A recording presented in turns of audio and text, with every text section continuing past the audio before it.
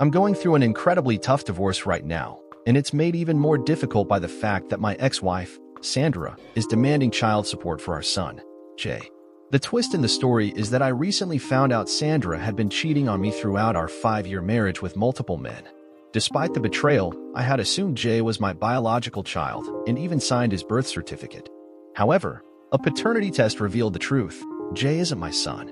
Now, due to my name being on the birth certificate and having raised him as my own for a year, I'm facing the prospect of paying Sandra $1,000 in child support.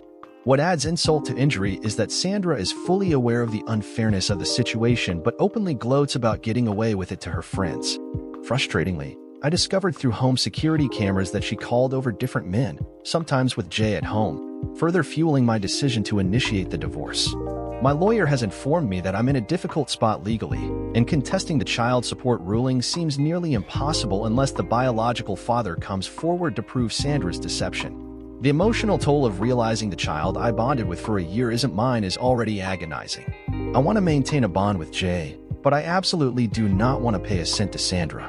During the court proceedings, Sandra's behavior seemed malicious, and even her friend Julia, who reached out to me, cut ties with Sandra due to her attitude towards child support.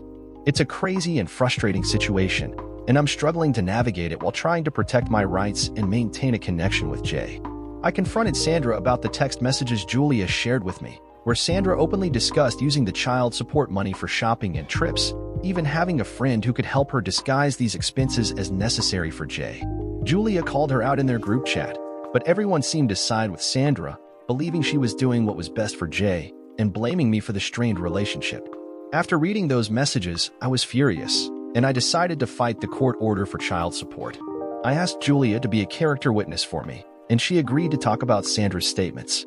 I hope this will at least help me reduce the exorbitant amount Sandra is trying to extract from me. Now, I'm preparing to appeal for a reevaluation of the divorce decree, but I'm concerned about the potential fallout.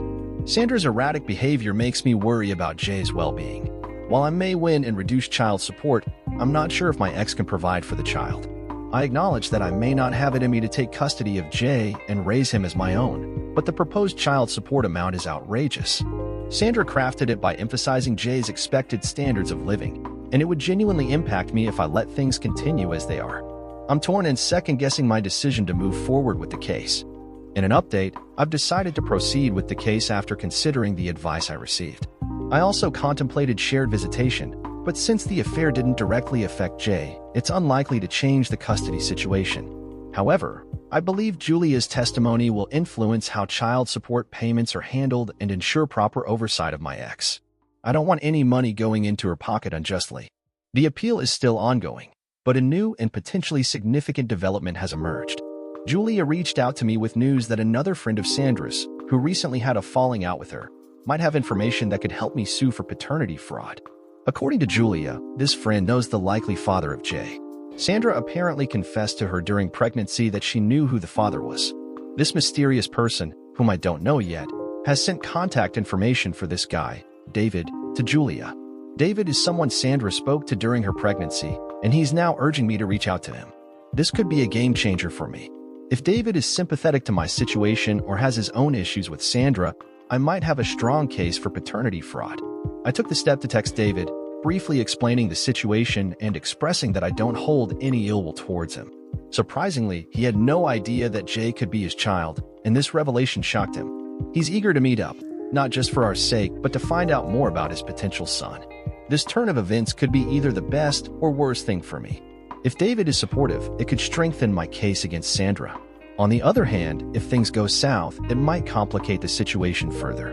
Regardless, I'm willing to face this uncertainty to get the truth about Jay's paternity and potentially bring Sandra to justice for her actions. The situation is complex, but I'm hopeful that meeting David will shed light on the truth and help navigate the legal proceedings more effectively. Meeting David has brought a shocking revelation about Sandra's deceitful actions. According to David, Sandra seduced him for a one-night stand while still married to me. He only discovered her marital status later through the anonymous friend who put the pieces together. David was unaware of Sandra's pregnancy and lost contact with her until Jay was born. Sandra assured him that Jay wasn't his, lied about being on the pill during their encounter, and openly deceived both of us. After discussing timelines and conducting a paternity test, it became evident that Jay is David's child. Fueled by anger and a sense of responsibility, David and I have decided to sue Sandra for paternity fraud. In an update, there have been significant victories. I won't be paying child support. In fact, Sandra is now required to compensate me for emotional turmoil and damages. Julia's testimony and evidence indicating Sandra's knowledge of the real father played a crucial role in our favor. Sandra is willing to relinquish custody of Jay, and David, along with his current partner, wants to raise the child. Sandra's lack of connection with her son leaves me disgusted but sadly not surprised. Although I'll visit Jay as his uncle, I worry about the emotional impact on him as he grows up. It will require maturity and effort to ensure a healthy relationship. On a positive note, getting to know David reveals he's a stand-up person, remorseful about his role in the affair, despite Sandra's lies. In an unexpected turn, I've started seeing Julia. While not in a committed relationship yet, she's an amazing person who immediately took issue with Sandra's adultery. This stark difference from my ex reinforces my decision to move forward and highlights the potential for healthier relationships in the future. Taking things slow with Julia has been a comforting journey, and being in a more secure relationship feels like a breath of fresh air. It's reassuring to have someone understanding and supportive during these challenging times. On the flip side, learning that Sandra's friends are now distancing themselves from her, albeit to save face after the paternity fraud revelation, is quite telling. While Julia may not be in good terms with most of that circle, the focus remains on Jay finally having parents who genuinely care for him. The contrast in fortunes is stark. The fact that Sandra's friends are leaving her shows the consequences of her actions. It's a relief to have moved away from the mess I was in just a little while back. The emotional roller coaster has been tough, but finding a way out and witnessing positive changes in my life is truly uplifting. About 2 months after tying the knot with my wife, Miranda, I thought I had it all: a great job, a beautiful wife, and a friend who had been with me through thick and thin. Mark. That feeling of contentment, where you believe nothing can shatter your peace, that was me, naive as it sounds. One fateful day, I got off work early. The traffic was surprisingly light, and I was eager to spend quality time with Miranda. However, as I turned into our quiet cul-de-sac, I noticed Mark's black Dodge parked in front of our house. Panic set in as I quickly put two and two together. Instead of confronting them immediately, I decided to call Miranda. No answer. I tried again, still nothing. My gut told me something was terribly wrong, but I needed confirmation. I called Mark, and without a hint of guilt, he casually mentioned heading to the clubhouse for some golf. The call ended, and my mind raced, veins pulsating, before I found myself in a shopping center parking lot miles away from home, trying to process the betrayal. Taking action, I started with the basics, protecting my financial assets. A strange mix of betrayal and resolve consumed me as I moved money from our joint account to a new one at a different bank. Numbness set in as the reality of my situation sank in. Next, my cell phone. In a move I never thought I'd make, I blocked Miranda's number. No room for excuses or explanations. The same treatment followed on social media: Facebook, Instagram, Twitter. I changed my status to single, blocked her, and scrubbed away every picture of us together, pixel by pixel. Mark received the same treatment. Feeling the need to regroup and plan my next move, I requested a 2-week vacation from my boss, which he granted without hesitation. With newfound freedom, I booked a moving crew to collect my things from the house in 2 weeks. The pieces of my escape plan were falling into place. For the next few days, I found solace in a high-end hotel on the other side of town, maintaining a safe distance from Miranda and the life we had built together. Each day was a peculiar blend of apartment hunting, heartfelt conversations with my folks, and quiet moments of introspection. My parents became the unwavering rocks in the stormy sea of my life, offering comfort, advice, and unwavering support. They were my anchor, and I could feel resilience growing within me. Apartment hunting turned out to be less challenging than expected, and I moved in on the day my belongings arrived. My brother, a blessing, oversaw the moving process at the old apartment. Miranda was there, confused and desperate for answers, but my brother offered her none.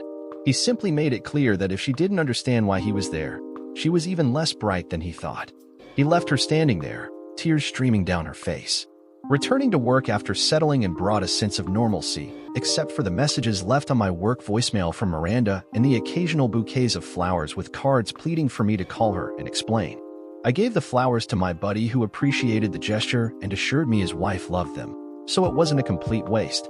The flowers ceased once the divorce papers were served to her. After a couple of months, the day of our divorce hearing arrived.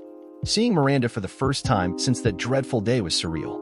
She looked shattered, red, puffy eyes, and her once vibrant spirit seemed dimmed. In the sterile courtroom, I barely spared her a glance, focusing on the judge and my lawyer.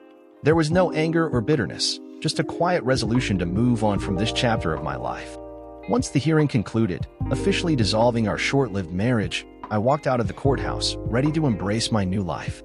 However, Miranda wasn't done. She chased me down in the parking lot, her tear-streaked face a mask of desperation and remorse. She begged for an explanation, for closure, but I gave her none. I didn't speak a word, didn't show any sign of desire to engage with her.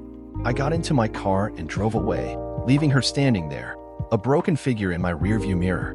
Some might see my actions as cruel, believing she deserved an explanation. But when trust is shattered and the person you love betrays you, explanations become meaningless. I wasn't going to give her the satisfaction of an apology. Closure was what she desperately sought, but I wanted her to feel the weight of her actions, the consequences of her betrayal. It was painful, undoubtedly, but in a strange way, it was also liberating. Losing a wife and a friend revealed a strength within me that I never knew existed. I discovered the power of resilience, the value of family, and the importance of self-respect. Now, I'm living a new and better life. I have my own apartment, a job I love, and the unwavering support of my family. I've learned to rely on myself, to value my self-worth, and not let anyone else's actions define me. This unexpected journey of self-discovery, triggered by a cheating wife and a backstabbing friend, taught me valuable lessons. The moral of the story, you ask? Trust your gut, protect your assets, cut out toxicity, and stand your ground. Most importantly, never lose faith in yourself. No matter how tough things get, remember there's always a way out, a fresh start waiting just around the corner. Be brave, take the first step. I handled the situation in a cold and stoic manner. What do you think? What would you have done differently, if anything? Share your thoughts in the comments section below. And don't forget to subscribe and click the notification bell for more updates. Dear listener, if you have reached this far, please click on the subscribe button. It will be a great help.